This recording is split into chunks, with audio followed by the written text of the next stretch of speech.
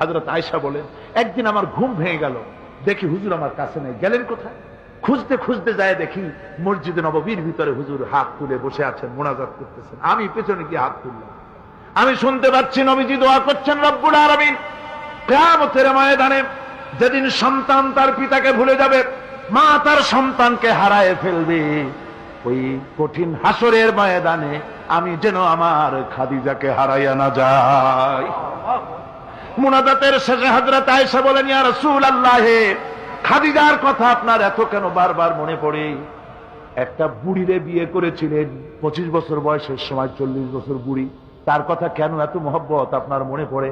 তার থেকে যুবতী মেয়ে, সুন্দরী মেয়েকে আপনার স্ত্রী হিসেবে আপনি পান নাই? হুজুর বলেন, আয়েশা রে, খাদিজার সম্পর্কে এমন কথা তুমি আর বলো না। তোমরা সবাই আমার সুখের দিনের স্ত্রী, আর খাদিজা আমার এমন সময় স্ত্রী ছিল যখন মক্কায় আমার আশ্রয় ছিল না, তামাম মক্কা নগরীতে আমার আশ্রয় ছিল না। খাদিজার সঞ্চিত সমস্ত ধনরাশি ইসলাম কবুল করার পর দুহাতে খাদিজা বিতরণ করে দিয়েছে। হযরত আয়েশা বলেন, হুজুর আমার গোস্তাকি মাফ করে দেন, আমি আর এরকম বলবো না, তবে খাদিজা সম্পর্কে আমার কিছু একটু শুনান। হুজুর বলেন, আয়েশা রে শোনো, গভীর রাত, যত রাত হোক না কেন, ইসলামের দাওয়াত দিয়ে দিয়ে গভীর রাত্রে আমি যখন বাসায় ফিরেছি, ঘরে এসেছি, দরজায় একটা মাত্র ডাক দিয়েছি, খাদিজা, অমনি দরজা খুলে গেছে।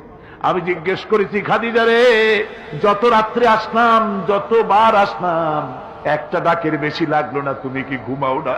হযরতে খাদিজা বলেছেন, ইয়া রাসূলুল্লাহ, আমার মনের ভিতরে ভয় থাকে, আল্লাহর রাসূল দ্বীনের খেদমতে বাইরে আছেন, আমি যদি আরামে বিছানায় ঘুমায় থাকি আর নবীজি দরজার কাছে দাঁড়াইয়া আমারে ডাকাডাকি করবেন, উঠতে যদি দেরি হয়ে যায় নবীজির সঙ্গে বেয়াদবি হয়ে যাবে, এই মনে করে আপনি না আসা পর্যন্ত দরজার সাথে পিঠ লাগাইয়া আমি দাঁড়াইয়া দাঁড়াইয়া ঘুমাই। আমার ভাইরা, হযরতে খাদিজার ইজ্জত স্বয়ং আল্লাহ দিয়েছেন। কে দিয়েছেন? হাদিস শরীফে এসেছে, রাসূলুল্লাহ জাবালে নূরে বসা, গারে হেরার ভিতরে বসা, হযরতে জিবরাইল রাসূলুল্লাহর সঙ্গে কথা বলতেছেন। একটু পরে হযরতে জিবরাইল বলেন, ইয়া রাসূলুল্লাহ, আমি আর এখানে বসবো না, আমি এখন চলছি। আমি দেখতে পাচ্ছি খাদিজা আসতেছে আপনার জন্য খাবার নিয়ে। খাদিজা যখন আপনার কাছে পৌঁছে যাবে, আপনি খাদিজাকে শোনায় দিবেন, আল্লাহ রাব্বুল আলামিন খাদিজাকে সালাম জানাইছে। সুবহানাল্লাহ। রাসূলুল্লাহর কাছে হযরতে খাদিজা যখন আসলেন, হুজুর বললেন, খাদিজা, আজকে তোমার জন্য দারুণ সুখবর। বলে কি? বলে, আল্লাহ পাক জিবরাইল কেবল উঠে গেল আমার কাছ থেকে, জিবরাইল বলে গেল, আল্লাহ তোমাকে সালাম বলেছেন। হযরত খাদিজা কেঁদে ফেললেন, বললেন, ইয়া রাসূলুল্লাহ, আমার নারী জন্ম সার্থক, আল্লাহ আমাকে সালাম বলেছেন, এর জবাব কেমনে দিতে হয় হুজুর আমি তো জানি না, আপনি আমার পক্ষ থেকে আল্লাহর সালাম কিভাবে দেওয়া লাগে আপনি দিয়ে দিন, আমি তো বুঝি না কেমনে আল্লাহর সালামের জবাব দেব। হুজুর বললেন, খাদিজা, শুধু আল্লাহ নয়, জিবরাইলও তোমাকে সালাম বলে গেছে।